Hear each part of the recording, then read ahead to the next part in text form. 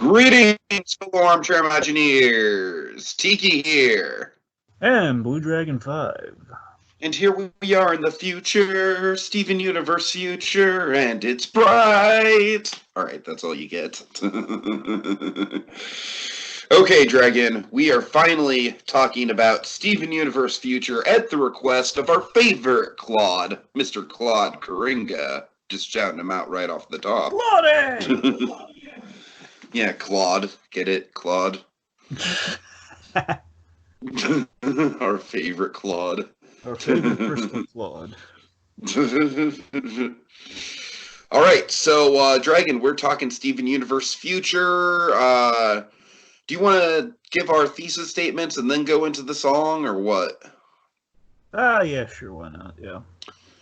Okay, my thesis statement. I'm so mixed on this, Dragon. This is like the most mixed I've been on a piece of media in a long time. There's certainly a lot of good elements to it. I think its heart's in the right place. I think at the core of it, it's trying to address some of the issues that people have had with Steven as a character the whole time. But Dragon, oh my god, I gotta say, this might be one of our more heated conversations in a while, because I kind of had the opposite experience as you. I sort of liked the first 10 episodes more than the last 10. And here's why. I don't know, man. When we do these flash forward type stuff, I really like the setup. And to me, it's like I really like the extended status quo and seeing where everyone is. And, you know, and in the first half, we get a lot of these kind of standalone episodes that really feel like they harken back to old Steven Universe, but in a fun way. And, you know, and we get some interesting character development from a lot of the different characters, seeing, you know, like I said, kind of like a who's who of where are they now. Dragon, then we go into angsty Steven, and I am not a fan of angsty Steven. I mean, I can pretty much leave it at that for my thoughts on the second half of the season. I mean, I don't know. It's like I get what they're going for, but man, it wasn't fun to watch, bro. I don't know what to tell you. And then the finale with everything that happens there. I don't like the climax of the season. I like the last episode. So I'm really mixed on this thing, Dragon. I gotta tell you, there's definitely, don't get me wrong, there's definitely key elements to the second half of the season that I love, for sure, and we'll get there. But man, overall, it's going to be interesting because I know that you loved specifically like all the stuff at the end, and for me, that's kind of where specifically the angsty Steven stuff, Dragon. The angsty Steven stuff is really where this starts to lose me. It starts to become kind of like Harry Potter and the Prisoner of Azkaban Harry Potter and the Order of the Phoenix for people who've read that book. It's just like, all right, Steven, calm down, take a chill pill. And I don't know, Dragon, and a lot of it kind of, you know, sort of unfortunately goes over old territory, even though they're kind of addressing it in a little bit of a meta way of like, oh, you know, like Steven is now self-aware of the fact that he's, you know, too helpful and like needs to he spreads himself too thin, and he's self-aware of that now. That's great, but he's still doing it, and he's still doing it an awful lot, and it's still a character flaw. Oh man, I don't know, Dragon. Overall, like I said, the final moments of the season, which I think are probably what you're going gaga over, you know, the goodbye scene, if you will. That's gold. That's gold. It's great. It's wonderful. But getting there, especially towards the end, there were some leaps that I had to take with this one. I don't know. I'm kind of mixed. I'm just speaking the truth here for my opinions. You know, maybe I'll change my tune when we talk about it on a more episode by episode level, but that's kind of how I'm feeling right now. Woo! All right, Dragon. All right, so yet again, I feel air dates have just kind of really made an impact on the Steven Universe show yet again. As in, like, just the way this thing aired was crap. Just the way it aired. You know, like all these breaks in between. You didn't know if it was over or not. like after the first 10 episodes, because it's saying it's a limited series. A limited series to me, I don't know about you, implies somewhere between 8 to 10 episodes. That's where I think when I think limited series, maybe 13 at the most, They which should have traditionally just called this a full season. That's what it boils that's what I'm down to from saying. that If standpoint. they aired two at a time like they used to, then I'd buy. Okay, maybe limited series, maybe, but still, 20 essentially 20 segments of your story. That's a season, you know. And again, in my opinion, again, I guess we're going to differ on this. I didn't see that coming. But, again, I think back half really got back half's where I think they stepped up their game story wise. Where basically the first half is like, hey, we're in the epilogue, and we're just basically kind of stretching out some of the like some could argue padding we had in the movie, or some could say again we had. It's not all bad. I want to make clear, it's not bad. It's just like Steven Universe at times when we have like times in between our big story points, we do have some kind of padding and some like, oh, let's explore the world, let's kind of chill out in Beach City, which is perfectly fine. But depending on how long that goes on for, that's kind of been kind of a thing that's happened in Steven Universe before. And I found out apparently, and this isn't news to anyone, I'm sure, but like Rebecca Sugar apparently when, from what I understand, Steven Universe was supposed to end with like a shorter season at season 5. It was supposed to be the last season, and then basically Rebecca Sugar kind of like, she kind of prostrated herself to like, please just let's go to the, let us finish out the season. Let's do like a full season so we have our ending, and then we can do the movie, like 5 seasons and a movie essentially. But they were so wild by, hey, the movie's gotten some traction. We'll give you a few episodes, and of course saying, well, I guess we didn't read between the lines here. I guess it's like we get 20 segments instead of just like 10 episodes. So let's make a meal of that. We get 6 seasons and a movie. What do you know? Kind of fit in there in the in the fine print. And I think because of that, we just had kind of a surplus episodes here that kind of leads to the mixed results of kind of this epilogue season, where I think less would have been more for them if they kind of got to the key story points, which I don't know. Maybe that's we'll see when we break it down here. Maybe that's what's kind of rubbing me the wrong way. Maybe we kind of linger on certain things a little bit too much with our episodes. I don't know, but I don't know. For me, there's like I was on board of like, hey, more Steven Universe, and again, the movie I could have been a big disaster, and it wasn't. The movie is like, hey, it was good. I had a few questions in the I third think act. the movie is universally like at least liked, Yeah, if yeah, not loved. exactly. Like Yeah. me, the movie, I really do. I like the movie, and I feel like the Act One is the best part of the movie, and then it's basically Act Three is like a little fill in the blank, but it's fine. It's perfectly fine.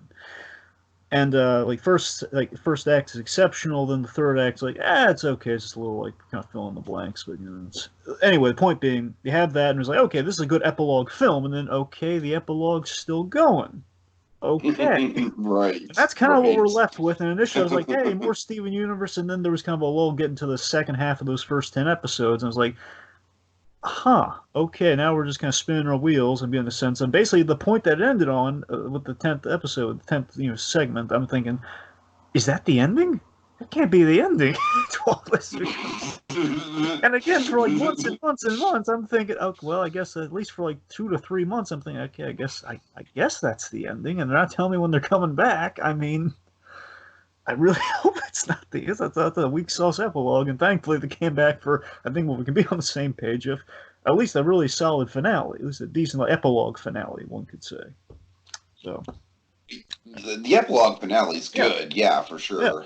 It's the other thing that I'm kind of questioning, Well, but we'll we'll get get there. We'll get we'll there. get there. Okay. Anyway, regardless, okay. I think my thesis is I like the back half more, but it's definitely mixed. It's mixed, and they probably overstayed the welcome a little bit, and it's kind of a shame because I think they had like kind of these two high notes they kind of went out on, like defy the odds and a movie, and then a little bit more, but they picked it up, they picked up the spare, one could say, and then sports terminology, they picked up the spare.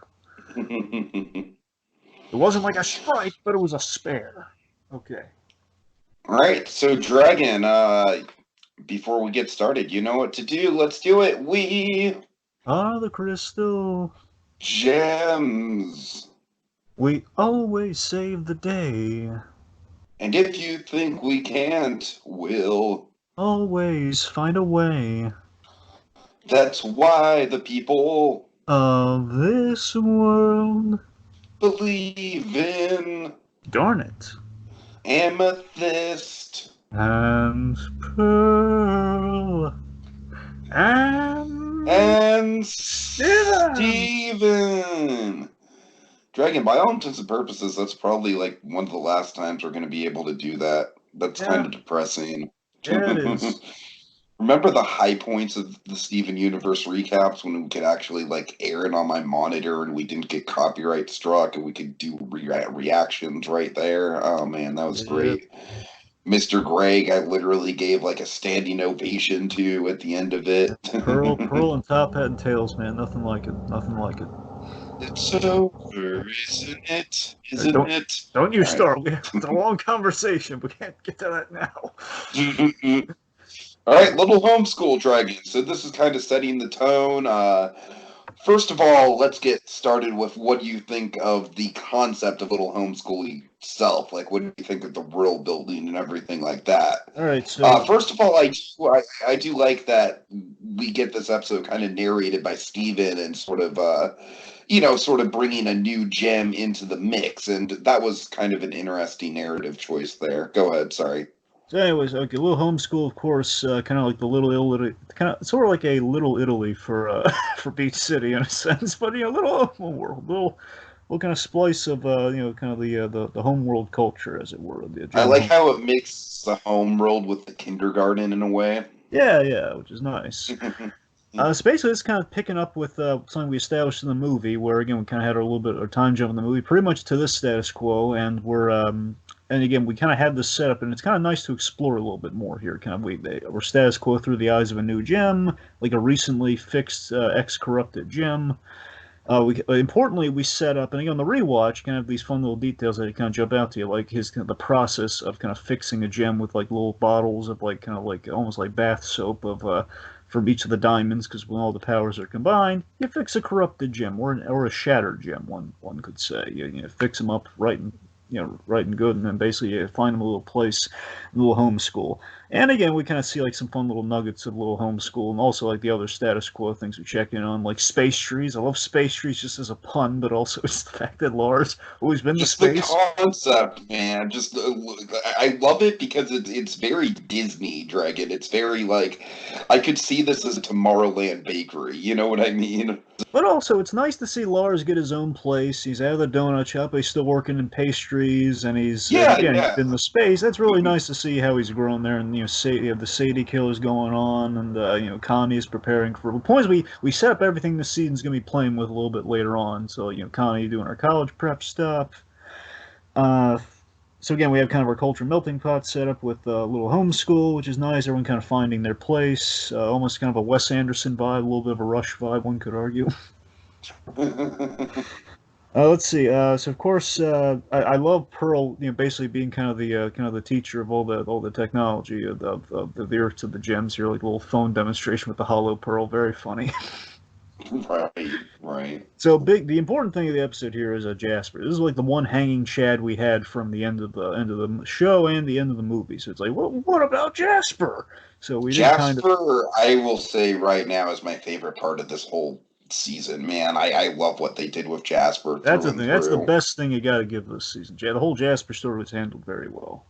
Mm-hmm. Little, almost like a kind of a DBZ kind of element to the season too, with like all the Jasper's tree. always had a DBZ quality I to her, know, man. I That's know. the You're thing. That's right. what I love about her. Oh, we got kind of a quasi Piccolo, quasi Vegeta relationship Yeah, here. totally, totally. It's great. Yeah, so we closure on the You whole know, I like was just listening to an extended interview with one of Goku's dub voice actors. Speaking of which, kind of hmm. oddly serendipitous there. So, Anyways, anyway, so of course we kind of set up the plot point of it's kind of the whole Pink Diamond aftermath of their finding everything out, and I guess like not fully accepting Steven as her diamond, even though technically he is. But again, I think there's like a grudging respect there. But well, you are the actually, so you didn't shatter my diamond, but still, I don't know about all this. We got the history, and essentially, basically every gem is found in a place. They have this kind of new built-in system, but Jasper is still on the fringes. Jasper is still like just on very much unconforming here, and this kind of plays into the whole Jasper and Steven kind of train with each other. He kind of gives Jasper a purpose that benefits Jasper's sense of superiority. So it's kind of like not taking not, like Jasper doesn't have to lose like I don't need any help. I don't need any of your stupid little homeschool help. Where she's kind of running her own little homeschool with Steven, which is quite nice. So again, she kind of mhm. wins. She kind of wins and kind of benefits herself, and nobody loses. It's kind of nice. Yeah, yeah. Yeah. All right, so episode 2, guidance. Yeah, Dragon, this one was probably one of your filler spinning the wheel type ones, I'm imagining. Yeah, yeah. I won't lie. I won't lie. This is on the weaker side of things, I'll agree. Basically, the whole thing is it kind of just makes Steven look stupid. Like, the whole thing is like Amethyst is assigned different gems jobs based on, what they're actually good at. Like, the ice gems are making snow cones and stuff like that. And then Steven's like, well, what if we reversed it? I don't know. It felt like early Steven Dragon. It didn't feel like the same character that we've been getting to know in the first episode of Steven Universe Future. You know what I mean? It felt like very like season 1, early season 2 Steven logic here. Kind of bugged me.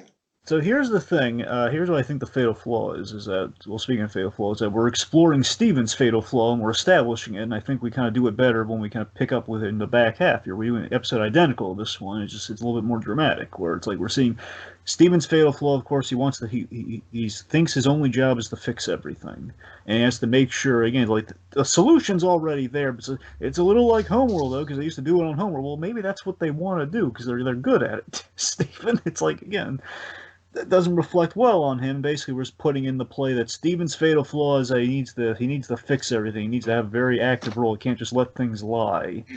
And we're setting up kind of that Steven avoiding facing his own future, which of course is kind of what the whole show is titled. The whole limited series is kind of titled after Steven Universe Future. He's looking into what's he going to do in the future now that we're here. That's pretty much it. And again, it's very reductive. It's like just don't diminish what Amethyst is doing here, man. She's doing good. Yeah, totally. Yeah. All right, episode 3, Rosebuds. This was interesting. I was kind of mixed on this one, to tell you the truth. This one had some fun parts to it, though. It had some fun. It was just, I felt like it was weird. Yeah, again, it was a little bit regressive of like Steven getting that traumatized over Rose again, and it pushed the plot along for sure in that regard, because of course, once again, we're dealing with kind of some after effects of Rose here, because frankly, just to air some criticism, I don't really think the show knows what to do besides after effects of Rose, honestly. Well, you know what? Here's what it is, Dig. It's the fact that now we know too much about Rose, and now when we do something like this, it doesn't have the same weight that it used to.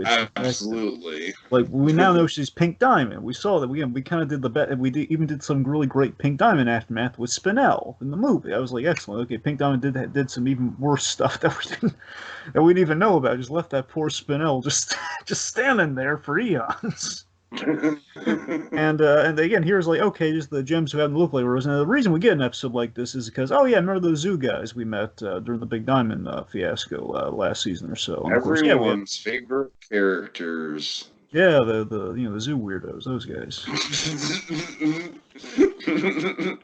Anyway, so the point is like we have basically the idea being all the quartz on the zoo, like all the bubbled up quartz, which it, again makes sense that okay, well we would see other kind of roses, and that was kind of the whole point of that. So I mean, I get their logic is what I'm saying. I get their logic, and what I did like about the episode was I love the reactions. Again, doesn't really have the same way it used to, no, but it's still funny just to see Greg and Pearl's reactions to all these roses. And when Greg walks, it's like, nope. It's like, hey, Dad, you want to stay? Oh, that was great. That was great. That was like that should be like the new Abe Simpson, like, walking in and walking out meme. That's what I'm saying. Like, you have that, and you have like Pearl just like, it's like, I gotta go to the bathroom. Of course, obviously, we know Pearl does not. Like that's what I'm saying. Basically, someone's kind of been there, done that moral of like honesty and being kind of straightforward with somebody. It's being forthright, like, hey, you remind me of my mom. It's a little strange. Let's just let's move past it. And I think it's the ultimate. It's kind of a BoJack. It's kind of a watered down mini version of BoJack Horseman season 4 with the whole Hollyhock thing. It's not a perennial thing. We're siblings. Right. That's pretty much it. All right, but then we get to what I consider to be the first great episode of this was a solid one. Yeah, volleyball. Yes. double dose of Pearl too while we're at it. Yeah. Yeah, I knew you would like it on that principle alone. Yeah. Oh, but seriously, this was a good one here. We can have a double dose kind of Pearl adventure here as we learn the cracked. I think this was a revelation we learned here. I'm not sure if it was kind of we saw this Pearl before. It was a big. There's a really haunting thing. It always shook me from the end of season 5 when we saw what we thought was White Diamond's Pearl. And the Pearl with just this giant crack in her eye, just like said, like, "Oh God, White Diamond's a monster." It's kind of like the big reaction there. We learned that according to this, Pink Diamond had an outburst, which did that to this Pearl, to her Pearl, which again is I think what's really interesting. Again, it kind of sets up a little bit of Pink Diamond might have had a temper, maybe kind of like losing control of powers now and again, which obviously definitely comes into play in the second half of the season, which is interesting.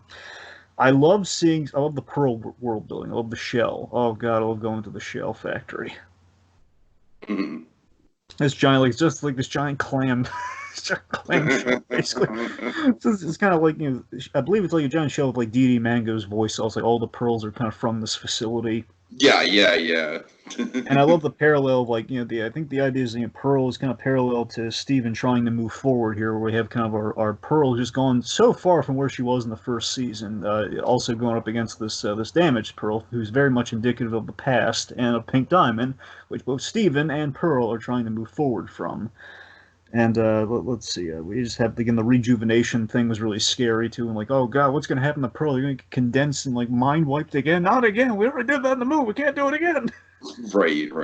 But also, there was I thought it was a very interesting, kind of subtle theme of like the abuse victim. That was the thing that really kind of stuck with me, where like the damaged Pearl was like, oh no, she didn't mean to, but again, it's like there was something kind of eerie about it.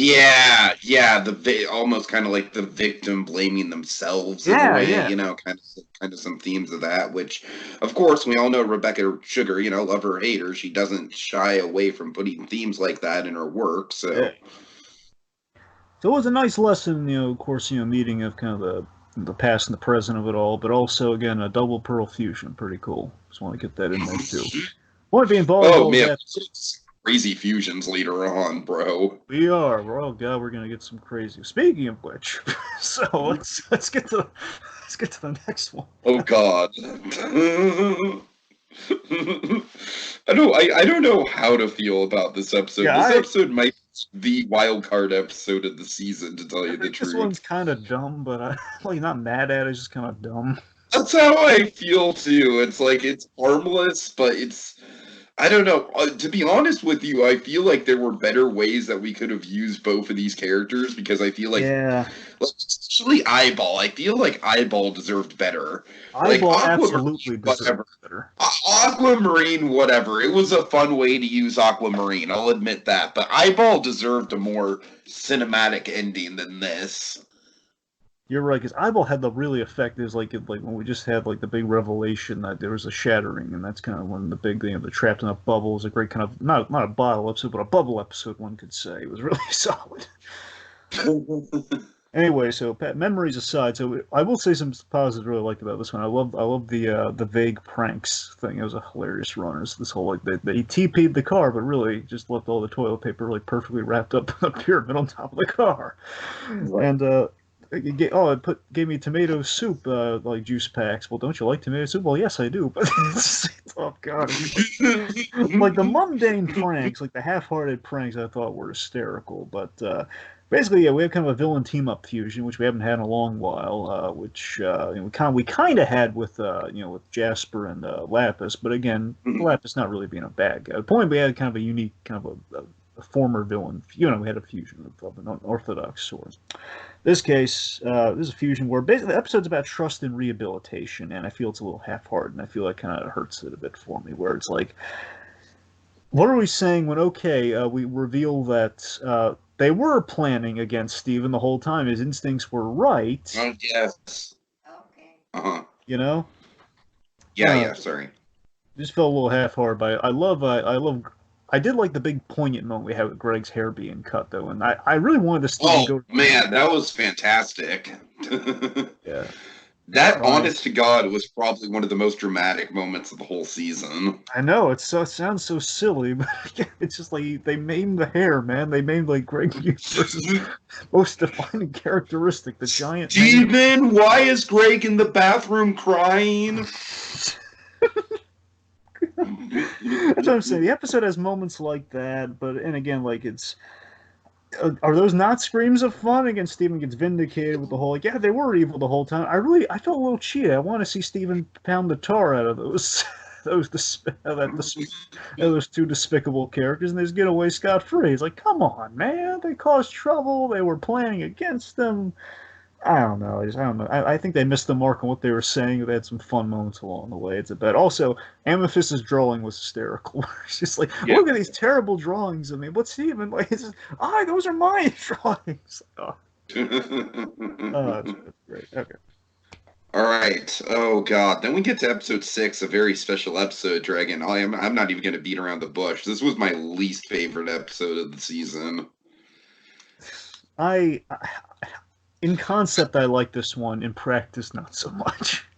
So it's kind of like the whole, you know what it reminds me of? It reminds me of that Ronaldo episode that ends up being one of his documentaries, where it's like it's got a clever concept and that concept's executed pretty well, but okay. So first of all, I just thought that the main fusion that we had remind me of the fusion that's babysitting Garnet. Well, no, okay, that's well, babysitting Onion.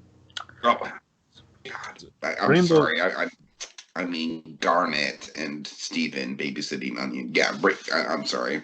Okay, Pearl and Stephen babysitting Onion as Rainbow Quartz. So Rainbow Quartz is kind of the Mary Poppins fusion.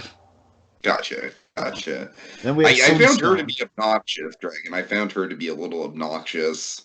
Rainbow Quartz. Yeah. Well, again, I'm obviously more ticked off by the other party of that arrangement, not so much the fusion. So I don't really mind Rainbow Quartz. It's like for Onion, for frickin' Onion, no, Onion's a little, and we keep making the Onion little psycho jokes where he has like the Steven doll. He's blowing up the weird kisses. He's throwing the darts. Like he's writing ransom notes. What is with this kid, man? It's the epilogue, and we're still doing this crap. Yeah, Onion is definitely a very a very bizarre character through and through, and this episode's no different. Like breaking the cookie jar instead of sharing them with Pearl. It's like I don't. Anyway, here's where this is the half of the episode I did like. I love the whole, and again in concept, the Sunstone of all the idea that Sunstone is doing these PSAs and basically framing the episode as. So the problem is the episode doesn't really have an ending because it's just kind of like. It's all transparent that they ran out of stuff if they're playing the episode straightforward. Or it's the fact of like, okay, well, Steven's overworked. Are we going to say something on this? Like, what's the solution per se? It's like, no, he's stuck, and therefore we have to have a character come in and say, don't let this happen to you, kids. Yeah, and I don't know. I feel like because it was a PSA, and then like it mirrors what's going on with Steven, honestly, a little too on the nose. It was just a weird. It was a weird non-ending, Dragon. That's what it was, Yeah. honestly. But again, I do love Sunstone as her whole fusion. She's all about the PSAs. Like when she's doing like her thing off into the episode, she's giving PSAs, and of course we loop it all together with her by the end. But still, the PSA runner is quite fun, and I don't know. It just feels like we just kind of wasted. Some Again, stuff it's like a rising tides, clashing skies, or whatever the hell that episode was. Right. And again, it's always it's same lessons we're doing again in the epilogue. It just feels like why again with the whole he's stretching himself too thin. He can't be in two places at once. I get it. All right. All right, so let's see. Episode 7, Snow Day. This was a nice one. It wasn't Yates, but it was nice. Okay. Dragon, I'm just going to come right out and say it. You know, the one thing that really bothers me about this one, this is the one with the Steven tag, right? Yeah, this is the whole Steven tag episode. Yeah. Okay, I really didn't... man. Call me a nitpicker here, dude. It really didn't sit well with me how willing Pearl was to shapeshift. I mean, I was kind of a little bit more gobsmacked. Like, oh my god, she's shape shifting. She's never shape shifted. Oh my god. I mean, So maybe it's just character development, but it felt a little too out of nowhere because, yeah, are you with me that it is kind of like a big, like, for the character, I feel like it really is sort of like, oh my god, like, it should be a bigger moment than it is. It shouldn't be played for, like, the laugh of, like, oh, she shapeshifted into Steven. Oh, look, it's Pearl Steven. Isn't it cute?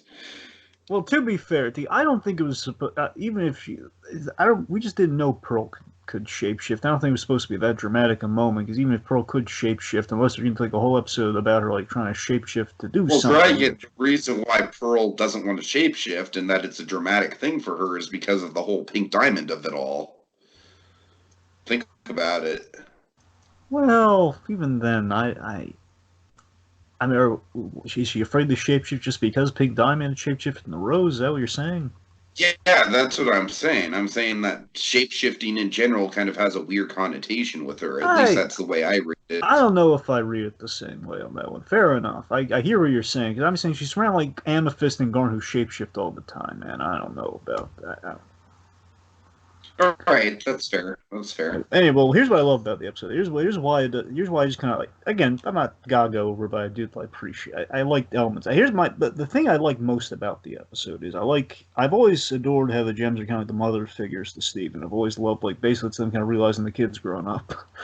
And I love like we're calling back things like the together breakfast and like It did have some good callbacks. It yeah. was kind of like it was some solid member berries, Dragon. Some solid member And again, getting berries. back to I the will core of deny the that. show for me, the core of what sold me on the show, like, oh yeah, they're the mother figures to the kid, and it's like the three different types of mother figure, and they're all just trying to reconnect. And I thought that was where the heart of the episode was for me. And it was like they're framing it through a little Steven tag, sure, but it's like it was all out of the service of that story, which I did appreciate. And you even reference like I believe like we reference Pearl's death when she gets tagged, so that's what I'm talking about the shape. That's why ship shouldn't have been bothering because like referencing when Pearl got stabbed, we're framing it the same way, and oh yeah, there's that and like some fun snow shenanigans like the decoy snowman Steven and the little Alexandrite Steven. Basically a lot of Steven shenanigans. They're almost Morty like shenanigans. Oh God. All So I had right, so Dragon. I'm sorry. Go ahead. its adorable moments is what I'm saying. Yeah. So Dragon, are you ready for the third episode that basically covers the same territory of Steven being too helpful to a fault?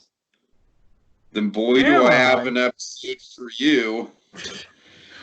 Look, I love Lapis, and I was really looking forward to the Lapis episode. But man, this one just it's not terrible, but it really feels like it's spinning its wheels. Am I crazy, Dragon? Well, yeah, we should stay with the episode. Its name is Tiki. Oh, I'm sorry. Yeah, why so blue? There you go. So yeah, it's another Lapis episode, kids, and it's. It's not. We kind of, unfortunately, becoming dropping the ball a little lately with Lapis, and yeah, it's. This one, like I said, it's not terrible. It's very, very average. Yeah, I mean, I like there's a fun. I understand logically what we're doing here. I like the logic of okay, what if some gems still wanted to terraform and do bad stuff to the Earth? I mean, it's a very logical point of view. It's like, well, yeah, then we basically here's the challenge to the story. Okay, we're in like the Star Trek Next Generation years of Steven Universe. It's peace, no more fighting, no more Captain Kirk shenanigans. We're all arguing the moral complexities and the emotional complexities. That's what we're doing right now. We're all cushy on the bridge talking about the what ifs of society, and this is like, let's get back to the action, man. Let's get back to the old school days. And it's that I don't know. I think it kind of shows. It's kind of the episode. It's kind of what we're flirting with here. It's just a series of Steven and Lapis just trying to sell the other Lapises, the other Lapis gems on the appeal of the Earth, which again kind of been there, done that. Mm-hmm. And it's I do like I do. I've always had a soft spot for Lapis, man. Lapis is cool. Oh yeah, me too. Of course, Lapis Unleashed is really cool too. Lapis is like, we gotta take these guys out. And Steven's, no, you're right. That's where we're getting to like the same old territory. Come on, man, let's just take them out. But again, Steven did somewhat have a point where, but there was less. Here's where the episode I think kind of brought back a point or two is that it was Lapis's decision to take action where she basically outshined him and she relented in taking him out. That sold him on the earth. I like that was Lapis's like restraint and kind of like mercy to her opponent. And seeing that Steven was disapproving. That's where Steven was operating at full strength. But before that, it was like the whole like like Steven's like trying like don't dedicate all this time. Let's just get to the ending of this episode a lot faster in the sense if we could just get to the whole like Lapis has come a long way where these guys are what she could have been at the very beginning. That's where I think the episode should have been, but we didn't get there till the very end. All right, so the next one, Dragon. This is honestly one of my favorites of the season. I think it's incredibly relatable. I have totally been in a position of like, oh my god, everyone I know and care about is leaving me behind, and I'm stuck in my own place, spinning my wheels. Honestly, Dragon, it hit me pretty hard. We're talking a little graduation. This one, I'm a big fan of this one. Yeah, this was yeah, I had a feeling you're gonna like this one. This is Yeah. yeah, this is a good one. Really?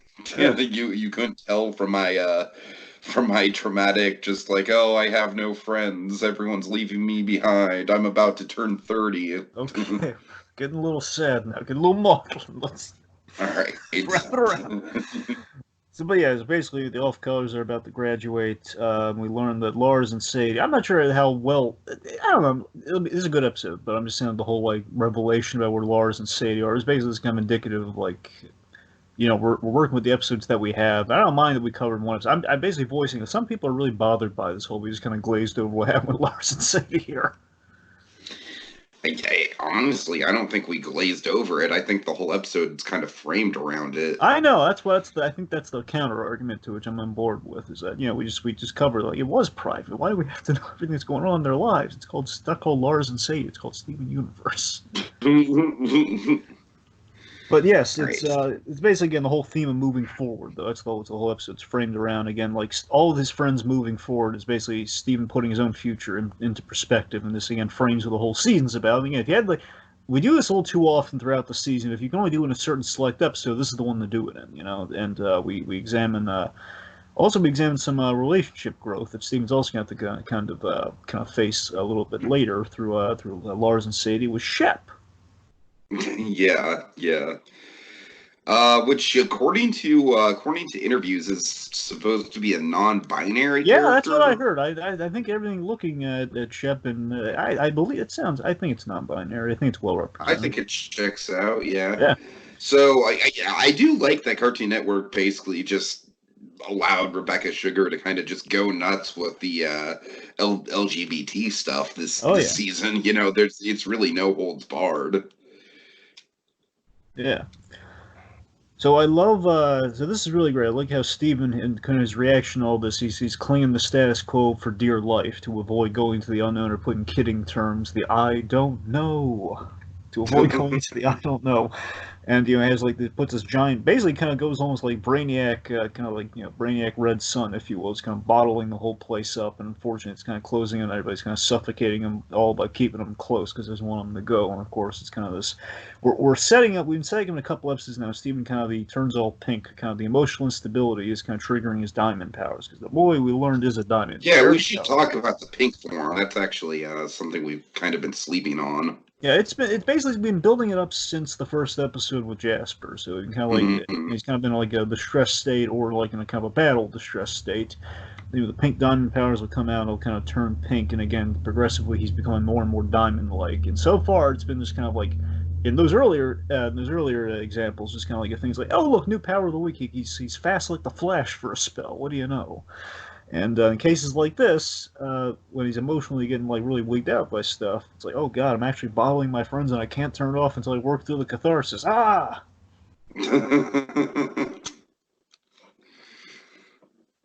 Right. Yeah, but it's a good moral, though. Good moral. I like that Shep kind of gets him to that place as well, which is, yeah. I love how perceptive this Shep character is. That's what I really loved about her. I also like that we check in with the cool kids and get kind of a status quo on them. Yeah. Sour Cream's DJ. Let's see. Who else? Oh god, I remember Dewey's boy, Buck. Buck's going doing something important. I think Buck is God, he's going to college or he's doing something. He's doing something Yeah, important. I don't mean to put you on the spot, Dragon. I'm sorry. Well, the I point was being, just yeah. very amused by that. Oh yeah, it is really. It's always nice to check in with those kids. The cool kids who actually were cool, not just like cool in status. It's like, oh man, they're really nice kids though. It's like like they're they're the Potsy and Ralph Malph of the cool kids, as it were. Oh God. Like, what if they were cool? Anyway, I know we had a better analogy for that, but you had it, and I don't know what it is off the top of my head. It's been too long. Anyway, of course, Lars and Steven's goodbye is really good too. It's the idea Lars is going back into space. So Steven's really losing everything. Yeah. All right. Right. Episode 10, Prickly Pear. My Very God, this would have been a disappointing weird finale. episode to... If this were the ending, Yeah. it would have been really, really disappointing. Okay, here's the thing, though. With it not being the finale, with me just being able to binge it, I feel like this is a really entertaining episode. Yeah, it's okay. Yeah, really? You're just in the okay territory? I mean, look. I don't know. I thought it had kind of some neat sort of like horror elements to it. It sort of reminded me of Little Shop of Horrors or something like that. I like how the watermelon is kind of like mimicking Steven's thoughts, and we get some. I do think we get this is like sort of my favorite bits of angsty Steven, honestly. Before we get too ramped up with that. Well, you're right about the cactus, Steven. You mean, by the way, not watermelon. Those guys are on their island somewhere. There's a cactus. Yeah. Hence the prickly pear, which again, episode title, prickly pear. Yes. Yeah, I'm sorry. So, but yes, here's the creepy thing. So, Steven's trying to replace his friends with plants and gardening, and literally naming all the plants after the friends left them. But yeah, he's basically he's breaking his tethers to the homeschool, and he's just trying to kind of like move on, trying to move forward in a small way, starting with a hobby, and of course he's kind of venting all of his feelings to the cactus. And unfortunately, when he brings the cactus to life accidentally, the cactus is apparently the parrot of the plant world, which is not working in his favor, and I guess Steven's big thing this season is that Steven has trouble expressing, as we all do. Again, no, I'm throwing no stones here by any means, but it's the fact of, sometimes you have trouble expressing feelings and thoughts to others, and basically Steven's kind of doing that this season, and the cactus is kind of an olive branch in getting that, but not in a delicate way. Just saying, and Pearl's going to overreact, and Garnet's just going to play it cool, and basically all the things that Steven's kind of feeling in regards to the gems, he's not quite feel comfortable expressing to them, and then the cactus is doing that to him while mutating at the same time. Mm-hmm. But I gotta tell you, yeah. Here's the thing though. The problem with the season for me is that we have this merry-go-round of Steven. Just tell us, are you okay, Steven? And we keep doing it again and again. Yeah, I'm with you, bro. I'm with you. That was kind of a big flaw for me. I'm saying this is an episode where it kind of starts I forget if it started a little earlier than this, but I know it's like a big part where it's like, we said this merry-go-round of like, are you okay, Steven? You can talk to us. And it's like, can he though? Because I don't think he can. I think you guys just I just feel like some communication, like one way or another, like Steven should have, like they should have been more clear about, the actual talking, and Steven should have actually like voiced his frustration with them a little bit more instead of just being like, I'm fine. Yeah. So I feel like there's blame to go around both ways, but still, it doesn't make either party look particularly good. That's what I'm saying. Like, the gems, being around as long as they have, and you'd imagine they could read between the lines just a little bit. I don't know. Anyway, so we're basically, I think the episode's kind of an excuse for a lot of cactus jokes, which, cactus jokes, it's okay. All right. So let's see. So episode 11, In Dreams. Oh man, this is far from the best dream episode of Steven Universe. I wasn't a big fan of the soap opera framing device at all. I love Peridot, and I just want to point out, one of my favorite things in the whole season is Peridot's little Steven Universe future in the intro. It's adorable. It gets me every time. Yeah. But, yeah, man, I mean, outside of just the relationship building with Steven and Peridot, they did it in about the most boring way they could have, honestly, with the soap opera stuff. I don't know. I mean, here's what's kind of funny about the soap opera thing. Of course, this whole Camp Pining Hearts gag, which is kind of what brought them together. Again, this is a nice little full circle checklist thing. They go, like, hey, remember what brought Stephen and Parrot out to get a little bonding hobby they had? They're watching a little Canadian camp show. Hey, so we're bringing that back, but we're rebooting it, kind of almost Jay and Silent Bob reboot style, and kind of commenting on it.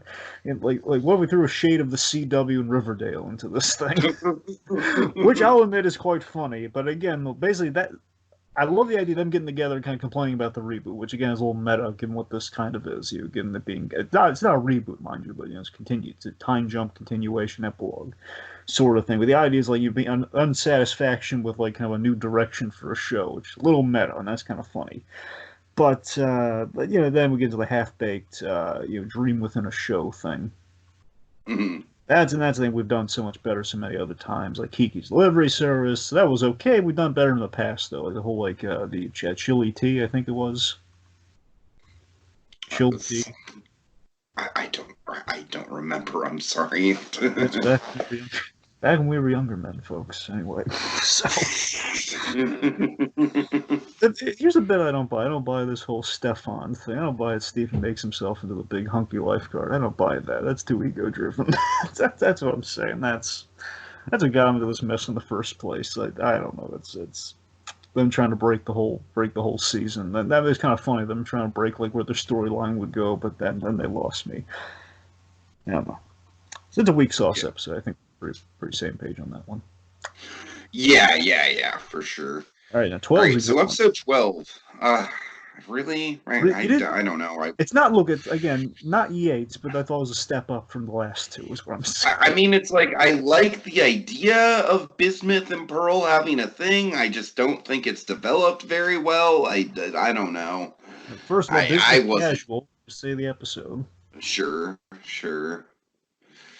I wasn't too into this one, Dragon. I don't know what to tell you. This one, it's kind of like a spiritual successor to last one out of Beach City, which is nice. Yeah. I honestly like the Connie and Steven stuff more than I like the Bismuth and Pearl stuff. I'll say that much. Well, yeah, I remember there's a little bit more about Steven and Connie. It's kind of a little bit of a parallel between Steven and Bismuth. Sure. Here's the thing, though. I like that it always kind of harkened back to the bit from the Bismuth episode, where Bismuth did have a little bit of a moment with Pearl in that episode. Where it's like, I was always like, there was an implied, like, there was a pref that... she was eager to see all the crystal gems, but there was I actually liked Pearl. I got the sense of when this kind of developed it. It didn't come out completely out of nowhere, so I wasn't bothered by that. And I was like, I like Bismuth. I love Pearl, so it's fine. Man, I love this whole them bonding over the Cam's commercial thing, like the mechanic commercial, and I thought that was adorable. Yeah. I like Bismuth's pep talk to Steve and tell him, hey, get out there, man. Like you're the one who brought me out here, and kind of interacting with humans is a logical thing of Steven having trouble mingling with other people after everything he's been through. It's not bad. Yeah, I mean overall it's not bad. It's just I don't know.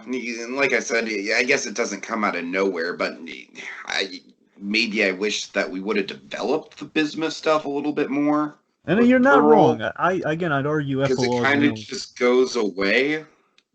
Again, I'd argue episode runtime. I'd argue like we only have so many episodes, and you're right. Like had they come up with that idea like last season, maybe we could have done something with that. Now, not so much.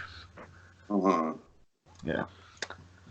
All right, so this is where I don't know, Dragon. We're kind of there's a mix of episodes that I feel are a little odd, and then some that are actually legitimately pretty good. I'll put this one on the pretty good side of things. Together Forever. This, of course, I don't know, man. I still think that it's weird. Is it weird that Steven at 16 is proposing to Connie? I think that's weird. I think it's more of like, well, that's the point, though. It's supposed to be. He's doomed for failure with this. That's the point. It's like, yeah, I guess.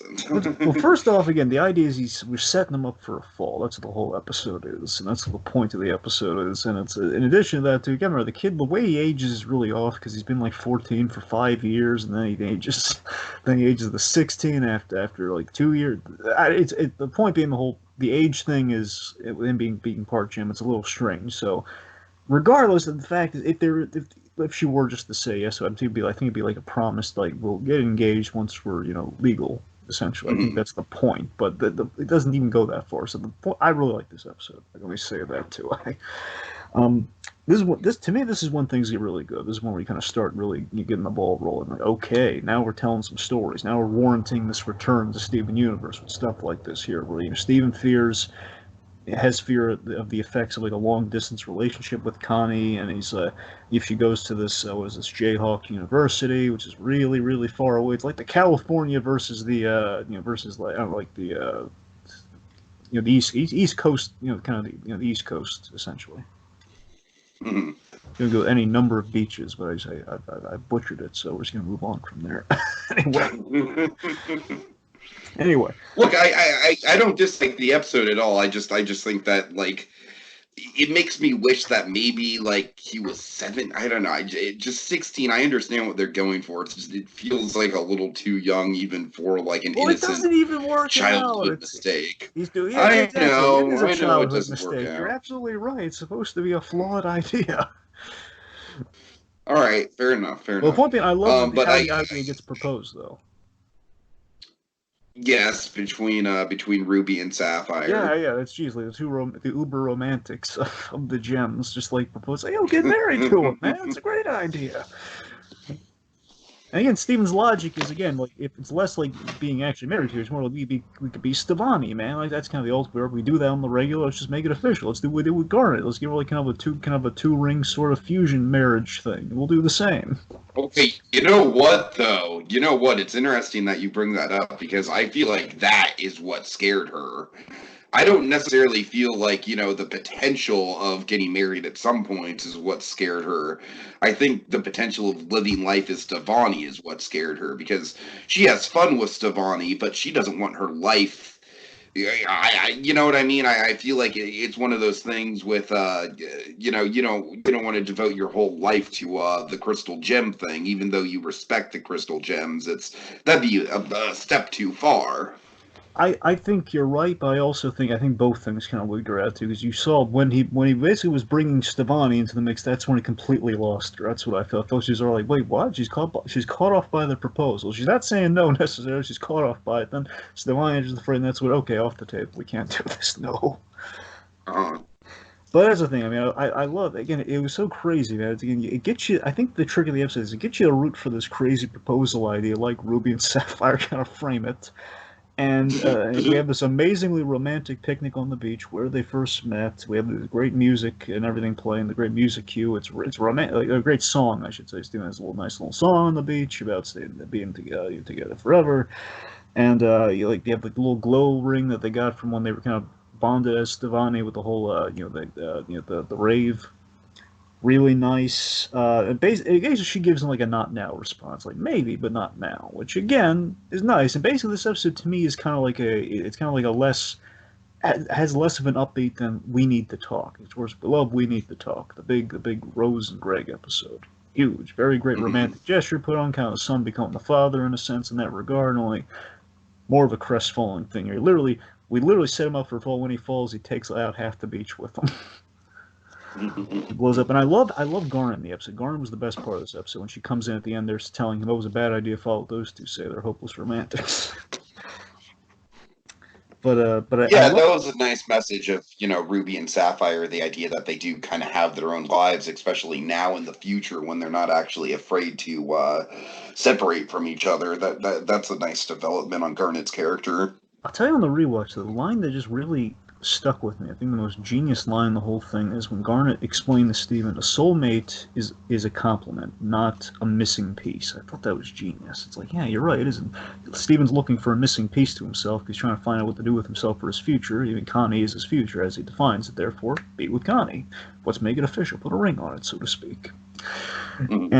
And again, that's her as a missing piece, not just as the complement to yourself eternal. Which it's kind of nice. I like the whole separated cake thing too. It's like the cake it doesn't get much more sad than that. Cake that says together forever, but it's all separated in pieces. So you're just eating out of sadness.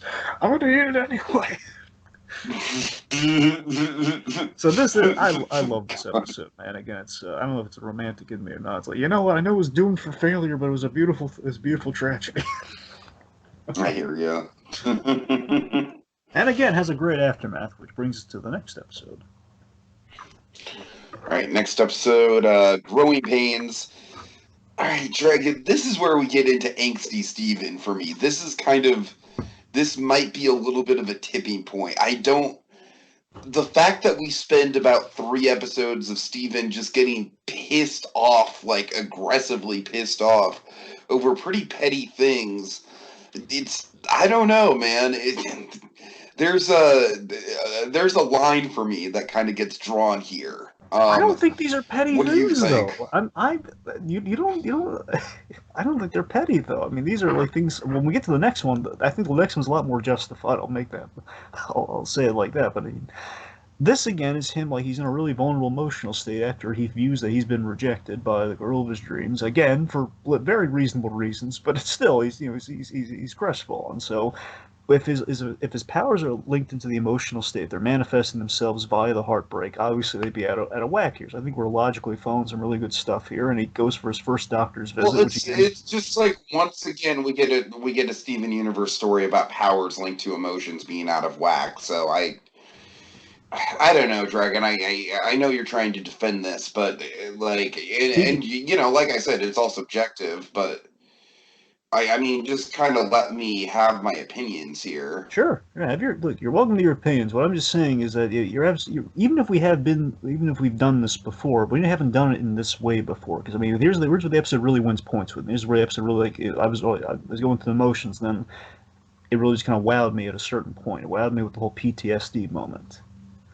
Wowed me when Steven is listing off to Dr. Maheshwaran, Yakani's mom, listed off all the all the stuff that he's been through, like even in the early seasons, all the stuff that kind of won me over to Steven Universe in the first place. He was like almost stabbed by eyeball, and more accurately, the whole my favorite thing, he almost aged to death during that like 1,000 birthdays thing. And he's separated from himself. He turned the cats, all that sort of stuff, and we realize like kind of the psychological impact of all that stuff when he really puts it in perspective. It's like, oh my god, yeah, he has been through a lot, and again, that might do a number on him. Now we're in kind of in peace times, as it were, and we have like a recent heartbreak, kind of ripping it all open, now putting everything into perspective while he's just kind of spiraling, not knowing where to go. It's like I think we captured kind of an internalized pain really well with this episode. That's what I felt. I don't know. All right. Anyway, but again, also we kind of ratchet things up too when he's going out of whack, and this is what I'm talking about. Like this is the thing where the episode kind of goes a different way with it. When Connie enters the fray, I love the physical discomfort you feel while you're watching. There's something really palpable about it. Where when Connie enters, and basically she's affecting Steven's mood, and the fact that Connie hasn't told her mom yet, and her mom's like, "Wait, what are you talking about?" You can feel the tension. Then Greg comes in and he kind of calms Steven down. That's a great climax. So here's the thing. I guess there's stuff that this episode builds towards that I'm really not a fan of. So maybe that's why I'm kind of a little hard on it. I mean, you're right. There are good moments. I don't know, Dragon. I feel kind of shitty that you're, just throwing down my opinions here. But well, no, I'm not. Your opinion's perfectly valid. I'm just saying that's my half of it, man. By all means, like, if you disagree with it, you disagree. No, I mean, I'm just throwing down my opinion. You're just like, but it's genius. I don't know. Okay, Sorry. Why don't you take the lead on the next one? Then? Okay. All right, next one, Mr. Universe. Yeah, this one I really like the backstory we get on Greg, and I just think that Jesus Christ, Steven is like way out of line here. And I get that it's the point that he's out of line. Don't tell me that it's not the point. Okay, I get that it's the point, right. And this is what I'm. And this is what I knew would be the sticking point between us here, Dragon. This is what I knew would be the sticking point. So I'm sorry. I just because it makes sense for Steven to have these sorts of reactions doesn't make them any less immature and infuriating to me. I don't know. The character at this point in the season has ceased to be likable. I don't know what to tell you. That's kind of where I'm at, honestly. It's like he's going off on people. That's just where I'm at, Dragon, and I feel like an asshole for having these opinions, and I know that Claude is listening to this, and he's probably a big fan of the season, so, Well, he might not be, I'm though. sorry, Claude, I'm just... We don't know that he's a big fan of the well, season. That's true. That's what I'm saying. We have no idea. He might be. I want to see if they want to talk about how big a train wreck this last season was, for all we know. That's what I'm saying. I want to just gauge, like, oh man, I wonder. Dragon, am I making any sense Tiki, though? you are making any sense in Tiki, terms of just? You're making perfect sense, man. I hear you out. I just feel a different way about it. So. That's the thing, is I really this one in particular. This one in particular, to keep it simple, is that that's the thing. I like that. Again, Steven, he's growing, he's going through some stuff now, and I love this whole, let me put it this way, at the end of the episode particularly, the whole I'm proud of you moment, I thought that was a really big moment where he's, instead of an apology after everything that, Greg has gone through, and again, Greg is not intentionally doing anything wrong. He's not intentionally doing anything wrong. We learn a lot about Greg this episode. We go to Greg's house, which is a big thing. We never met the DeMeo family. We still didn't technically meet him, but we learned about him through the house. And I think we painted a really great picture of what Greg went through in life. We go to like the yearbook photos and everything. He looks just so unhappy, doing everything. He says, my parents made me do this and that. He felt like he grew up in a prison where, again, it seems like kind of classic Americana. But again, there are layers there, absolutely. There are layers. And I like how we kind of demystify, Greg universe in Steven's eyes. And, kind of leads Steven asking the big questions, as it were. And again, like Steven is just kind of saying, I put everything on my father here being like the normal element of my life, and I'm figuring I could have had it more normal. And he's like, I already had issues with my mother. I'm getting over it. Now I'm starting to have issues with my father. And instead of like an apology after everything, is his father is just going on. I love how we kind of drone out with Steven here. It's like the whole, oh, we can talk. And he's like, I'm proud. Instead of like, well, no, I'm not admitting to any fault here. It's just, blah, blah, blah. Let's get some ice cream. He's just putting a Band-Aid on the solution instead of dealing with it, and you see he deletes that photo bit at the end. I don't know. It's something stuck with me about it, All right. I don't know, Dragon. Subjectivity. That's the name of the game subjectivity. Here. I don't know. I went with it, man. I did. Okay. All right. Okay. Episode 16, Fragments. On pins and needles. So, let's see. Is this the one with the shatter? Yes, the one with the shatter, yeah. Okay, this is good. This is really good. The only thing that would have made it better, and this is just kind of me coming from a dramatic storytelling point of view, I doubt that the censors even would have allowed it, is if we would have made Jasper, like, stay shattered. It would have been interesting. It would have been interesting, but again, we do have a built-in solution for the fixing of the shattering, so I guess that's maybe the logic there. But you're right, that would have been interesting.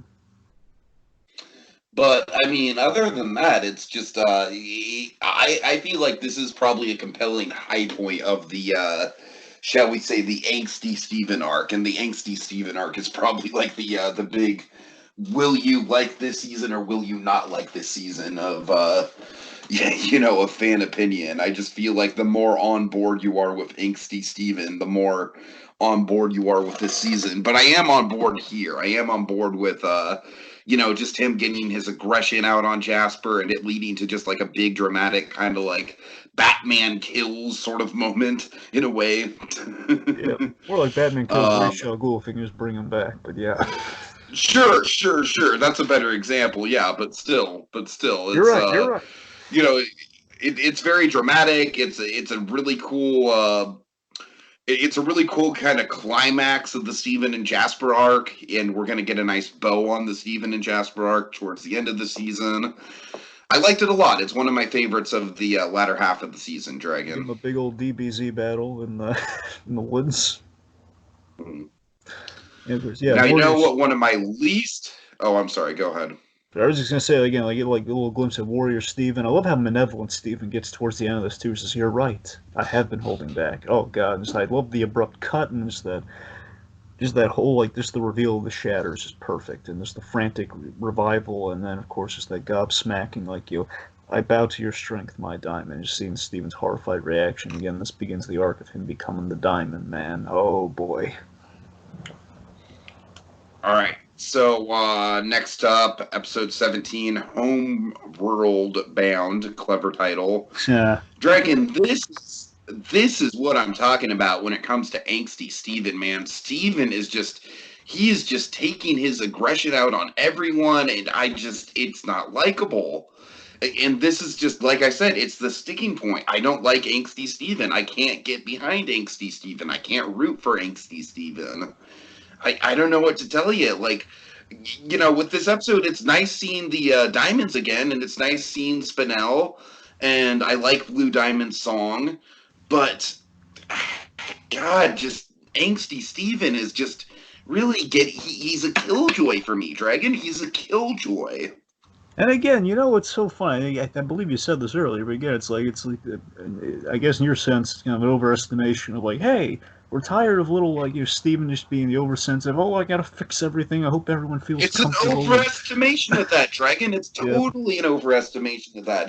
They're leaning way too far in the other direction. Yeah. That's what's funny about it to me. It's like I just keep hearing like, no, he's too angsty, but I hear what you're saying. You want in the middle, which is fair. Which is like you don't want it one way or the other. He's way too angsty, though. He's way too angsty. But again, to be fair, all right, he just shattered someone, which not even the real Pink Diamond did, and he's feeling really bad about that. It's just fueling the fire right now. He's feeling really bad about things. To be fair, look, come on. I understand from a logic point of view. I understand that doesn't make it any more fun to watch. If you just killed somebody, you brought him back. I get it. But my point is the whole episode shouldn't have just been Steven visits the Diamonds and is in a bad mood. That's like the episode, Dragon. The episode is literally just Steven visits the Diamonds and he's in a pissy mood the whole time. Okay, well, first off, can we just talk about the Diamonds and their progression? Sure. Because first of all, I love how the Diamonds are like the extended family. They play like the in-laws. I think it's hysterical every time we do that. Like kind of like the ants and everything as you go to like. I see the eccentric ants, yeah. Yeah, eccentric ants. That's a better. Yeah, like Yellow now. They've all have like new powers in contrast to what they were before. Like Yellow Diamond, she's fixing victims instead of like clustering them, and she's trying to uncluster people and try to fix them to physical forms and so on. Can alter shapes and sizes. Blue Diamond is doing a little motion. Blue Diamond gets people high. Yeah. With magic smoke clouds, because that's not an allegory at all. Yeah, you just have these. We can't just have floating clouds. You gotta make it into something. Refuse. Look, I refuse. Mood shifting smoke clouds, Dragon. I refuse to not acknowledge the metaphor, my friend. All right, it's like I'm you're sorry. on Cloud 9. Cloud 9 existed before that. I'm just saying. Northern California, leave me alone. All right, okay. Then also Spinel's back. We should mention that. We should mention Spinel's back. Yeah, well, I did a couple times. Well, I mean, when you were kind of lumping into honestly, Steven just being a dick to Spinel is probably my least favorite part of the episode. Oh, like, it's good to see her, but Spinel. Come on, he wasn't mean to Spinel. Yeah, big to differ. He was at the very least passive. He didn't say anything bad to Spinel. He did bad stuff to the rest of he was adding attitude to the rest of the Diamonds, but not Spinel. Alright. Also, I kind of found Spinel a little Harley Quinn-esque here, by the way. So, I don't know. I mean, you got to admit that because of the budget, we didn't really get as much of the stretch and squash animation with her. Yeah, you're right about that. Again, budget, though. Yeah. All right, White Diamond. That's where the big money is for all this. So White Diamond, I think the most interesting of all the diamonds, but also the. I think I love how she's doing this reflective therapy, which of course is a complete contrast to where she was at the end of season 5. She's taking on and embracing the flaws of others when she becomes them, which of course is completely counterposed to the whole. I need to be. We're perfect rays of light, where it's all about perfection before she took in the color of pink and all that stuff. that's great what her little power thing is. And basically, you have some really dark. The catharsis gets dark, a lot darker than gets really dark. Where Steven kind of seeks revenge on White Diamond after kind of moving past all that, out of the trauma that White Diamond inflicted on him, at the end of that season here, and it's just they almost shatters poor old White Diamond there. And I love it's so chilling, the fear in White Diamond's eyes. That's the thing that really gets me. Oh my God, look at the fear in White Diamond. Right, right. Yeah. Look, the one thing I'm going to say before we just move on is the takeaway for me is that the diamonds, again, we're showing there are no band-aids, so there's no magical fix for what Steven's going through. I think that's the point of why we visit the diamonds here. It's like, okay, they can't just cure him overnight with a finger snap or anything. Okay, we can't just use magic this away. Steven's got problems and he's all out of options. Fair enough. All right. Episode 18, Everything's Fine. I will admit, Dragon, I am a fan of this episode. I'm just not a fan of the giant kaiju monster, Steven. All right? That's this episode, good. A lot of tension. It's almost kind of Bojack-esque, Dragon. Like, the mantra of everything's fine kind of reminds me of Stupid Piece of Shit a little bit. You know, how Steve... It's a very interesting...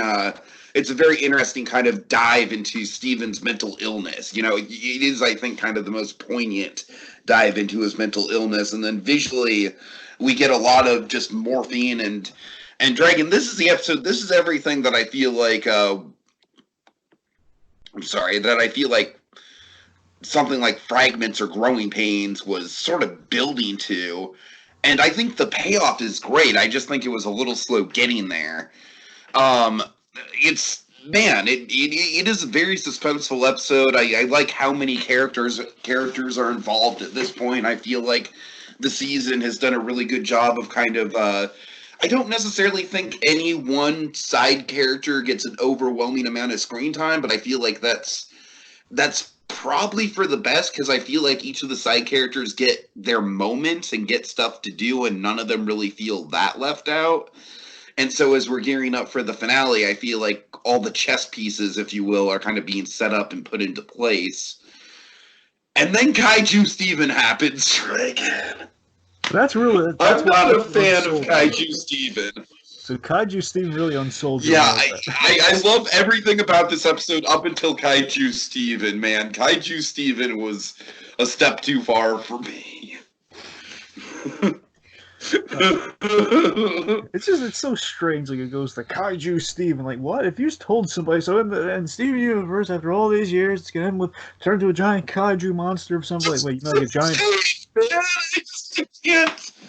I can't in all good consciousness sign off on Kaiju Steven. I can't.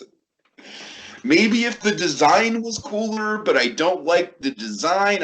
Frankly, I think his head is vaguely phallic, which turns me off. Oh God, that's a dumb gripe. I don't know.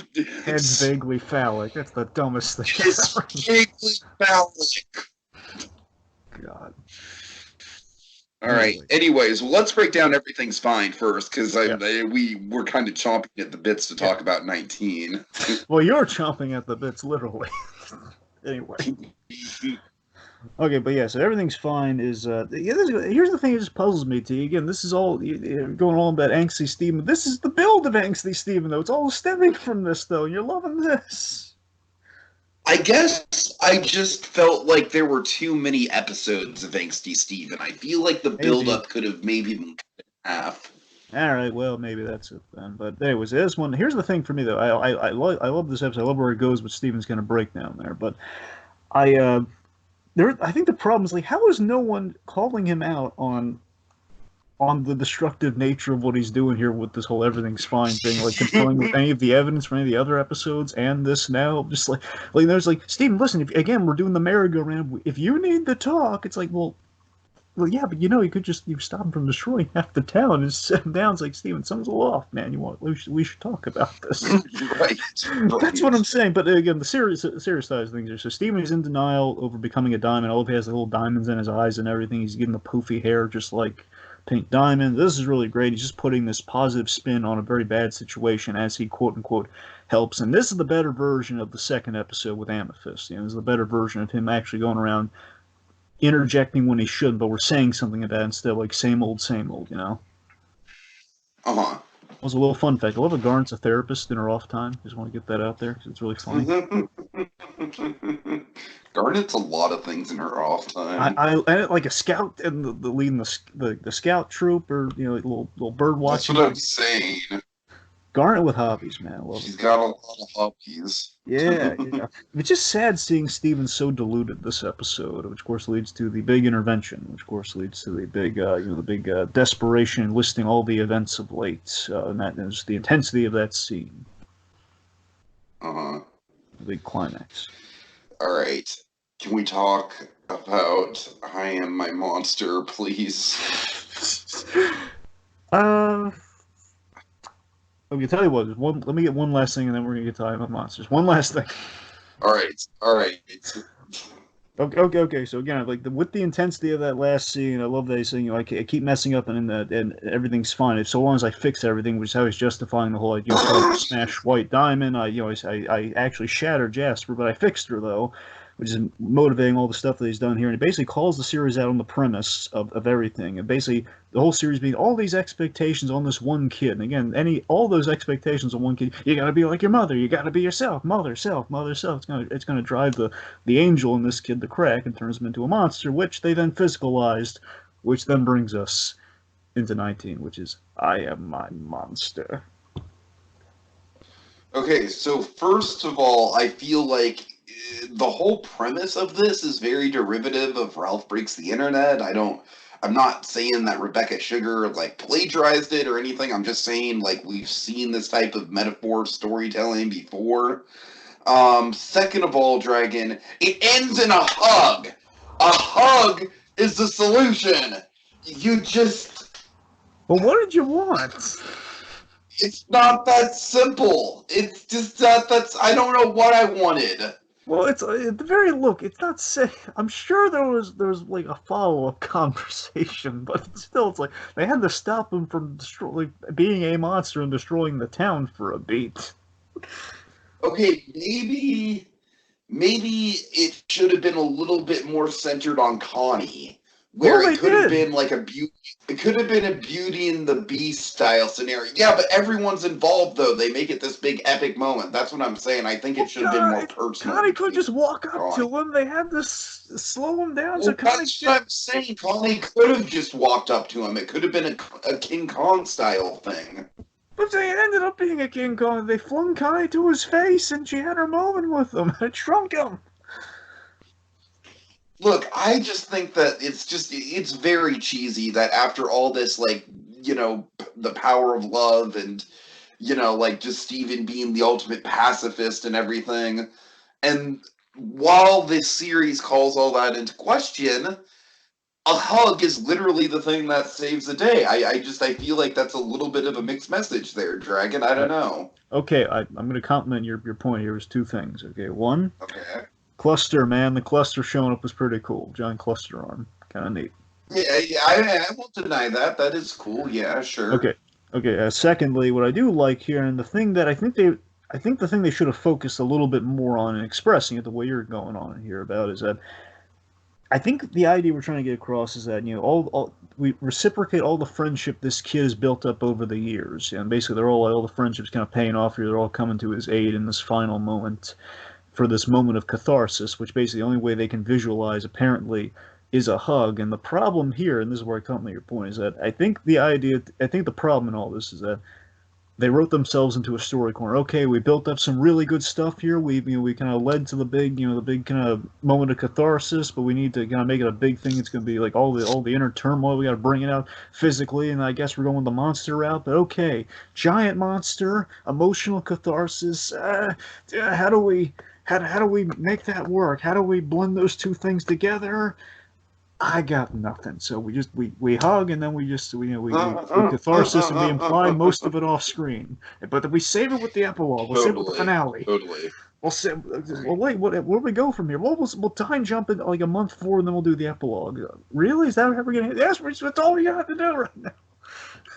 So I'm glad you're kind of on the same page with me about that, Dragon. I can live with it. I just feel like writing wise, like if we're gonna go the Kaiju Steven route, writing wise, I don't know. Like I don't know. I don't have like a fan fiction like script doctor in mind or anything. I just think they could have dug deeper with it. This is the problem when you constantly have an arc of we need, I don't want. I'm not just citing the good episode we need to talk, but I'm just saying the message of no, we got to talk this through. You can always talk to, you can always come to. What if the person doesn't want to come to you? What if the person has trouble expressing that? And I feel like Rebecca Sugar.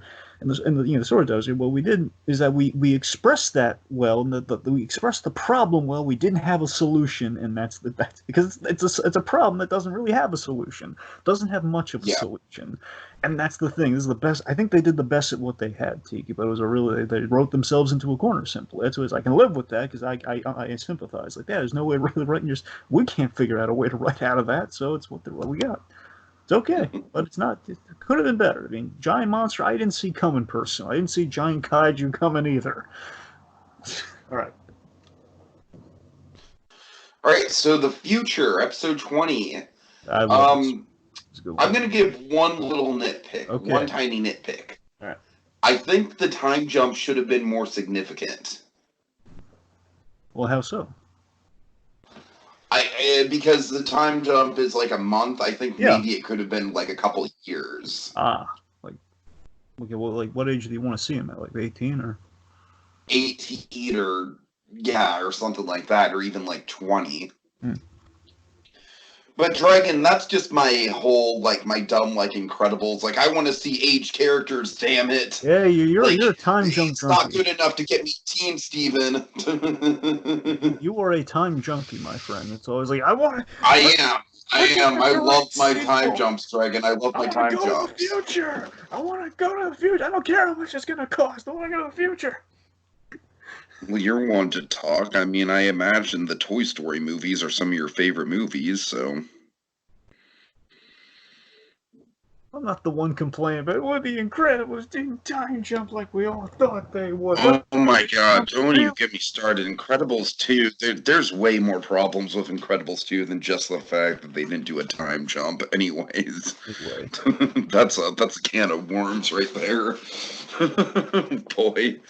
But yes, let's praise the future because it's a great mix of callbacks and member berries, and I love the last little arc of the crystal gems that we get where they're holding back their emotions. The ending is just a fucking awesome catharsis of just all them crying and hugging. That's a hug that's earned, man.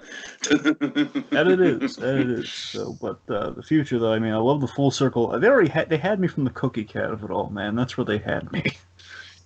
You know, the one cookie cat, the one thing about cookie cat is I'm kind of like, I'm stealing this joke from another review, but I think it's a good point. Like, oh, great, you reminded me of why it took me a little while to actually get into the show. But still, it's a nice full circle moment for like it all started with the go back, but I'm just saying Cookie Cat in particular is kind of an infamously not great pilot. Yeah, well, you're not wrong about that. And I wasn't sold on it until the cat fingers of it all. Yeah. But yeah, so we have like the other. Oh yeah, you're right. Like basically, the cat fingers and the too many birthdays was the ones that sold me. But anyway, so we had the reserve crystal gems like bismuth, lapis, and peridot. We're doing the whole Wizard of Oz. We're giving the gifts away, like and this is for you. To give you this, give you that. And anyway, so it's like Peridot's response is hysterical here. Peridot's like, "Where am I gonna find another Steven?" Oh my god. I like this, Steven! Adorable. It's in Lapis got like a watercolor stencil set with paints. And oh god, Bismuth got the flag. And I love those. Oh, it was a beautiful moment there. It was played more for laughs, of course, versus the catharsis of the later one. Jasper, I love that Jasper wants to be his guard and says, "No, Jasper, I don't need a guard." Oh I man, know. I love where we end up with Jasper, man. Jasper might have one of the most fascinating arcs of the whole show with where we end off on her, I think. Yeah. Oh yeah. Let's see, and of course, basically, Steven's trying to. The gems are not budging, man. The gems aren't shedding a tear initially. He's just trying to. He's giving Pearl the ukulele, which I'm thinking like almost like a ukulele from Kidding. Thinking, how is she not weeping uncontrollably from the ukulele? Not What? ukulele. That's what I'm saying. Like a not ukulele, and like Garnet offered Garnet to plan his wedding, and then the video games for Amethyst. It's like, oh god, it's. And I love Greg's line too. Greg has a great line too. I love it. He gives basically they're swapping universes. So like Greg's now going to be inside the house. He finally gets a home after all these years instead of living in the van. And of course like the whole you're allowed to have. No, it's not like he couldn't afford the home the whole time, but This is my response to a lot of the earlier stuff too. Is like Greg has this great line. I think summarizes a lot of the season. He says, "You're allowed to have feelings, even petty ones," which not wrong. uh-huh. We're all allowed to have feelings, and many a times petty ones. So, big goodbye. We reveal the gems are holding back the emotions, holding back the tears, so Stephen wouldn't have any second thoughts, which is beautiful. I just love the animation on the tears on all three of them. I laugh. Specifically, Garnet's tears bursting through the sunglasses. Yeah, like the sprinkler effect. Oh god, then of course Pearl. I mean, Pearl. It's one last time for Pearl to just be on her A game. Oh god, I'll never play anything else. Oh god, Pearl, I'll never play anything else. It's adorable, and again, of course, like Garnet's playing 363 versions of Steven's wedding in the future, which is great. And oh my god, so at the end of the day, the finale of Steven Universe is I really like that Steven's on his own adventure now. He's shared so many adventures with the gems. This time he's doing his own adventure, and the gems aren't dictating what the adventure is this time. He's on his own. He's driving off. I love we kind of link up with like all the openings this season for the title cards. So the titles have been Steven in the car driving. I love that link up. That's a great link up. Yeah. He's driving out of Beach City, like we drive into Beach City so many times in all the openings, and now we're driving out of there, and he's putting on his own song. Like Greg got the name, Greg Universe from like kind of a David Bowie-esque kind of figure. And now like Steven's listening to his own music. He's leading his own adventure for a change. Like the gems are always going to be with him. They're probably going to check in from time to time. It's a perfect ending, man. It was really solid. The boys going, man. It was really solid. Yeah. By the way, that song that you mentioned that Greg got the inspiration from, I feel like that song was totally trying to ape Mr. Blue Sky. Really? Well, think about it. Mr. Universe, Mr. Blue Sky, I feel like it had a similar structure to it. I didn't hear it, but I'll go back to that and see, because I really like that song, so I don't know. All right. Yeah, go back to it. Go back to it and let me know if you catch any Mr. Blue Sky vibes. Anyways. Okay, so final thoughts on my end. I think this is an overall successful season. I honestly do think it could have been trimmed down to maybe 12 episodes. I really do. I think if we really would have done just 12 really tight, airtight episodes of very compelling storytelling, I think it would have served it a little better. As it stands, if we were going to do 20 episodes, at least advertise it as a full season and not a mini season. I mean, that's what I can understand. But I think the main difference between Dragon and I is I'm kind of not as big of a fan as Angsty Steven. Overall, though, I feel like, especially the ending, the final episode, the epilogue, very satisfying, and a lot of the stuff getting there is very dramatic, and some of the early stuff is fun world building and good character moments. So overall, I'm satisfied with it. I'm not over the moon about it. I still think this series basically peaked with season 3, but still, it's there's nothing bad with this. It's definitely a solid run with a few issues along the way. Right, final thoughts, Dragon? Oh, that's for me. Yeah, this season, I think we're getting in. This season's a bit of a mixed bag. Definitely would have benefited from a shorter runtime, absolutely. Shorter amount of episodes. Again, for like like 13, I guess, episodes or whatnot, or 12, 13, whatever. Because again, I'm feeling the back half more. Again, there's some other episodes in the front half, like your volleyballs and etc. They're also pretty good. And anyway, again, I think this epilogue season, what it kind of was centered around was again like Steven again just kind of growing and looking towards the future. Where is he going to go? Like how can we change things up a little bit? And I think in that regard, the season was successful, but again, it was spinning its wheels in places, and we're just kind of like biding time. And again, advertising wise and airing wise, I think that really killed the momentum and the hype of the season, which has been the show's curse. And I put that more on the network than I do the makers of the show. But by the same token, sometimes you can't just shout out a problem. Sometimes you gotta deal with it. And sometimes you're gonna write yourselves in the corners. Again, I think as Greg said in the series, you're gonna make mistakes. It's part of being human. You're gonna make mistakes, but it's fine. It's what life's all about. You're gonna make mistakes. I'm paraphrasing it terribly, but trust me, he said something along those lines in the season. But it's seriously though, it was again. I think back half impressed me storytelling wise. Like, okay, we did some, kind of getting back into kind of like the kind of the interesting stuff the show is kind of really known for. Not to the same extent, not the same like first, like, oh my god, Mr. Greg, what do you know? Oh my goodness, I had no idea this in life, but we got it. Is there enough Pearl? There's never enough Pearl, folks. But it was a solid enough season. Could have been more solid, but it was a fine epilogue. And for a show, it keeps coming back with like 3 endings at this point. Third ending. Gonna be the third best. Let's face it. But I had a really great, very last finale episode. Good stuff there. Okay.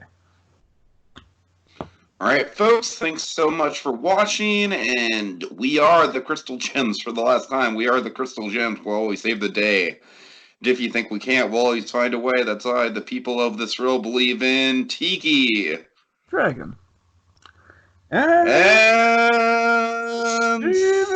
Steven.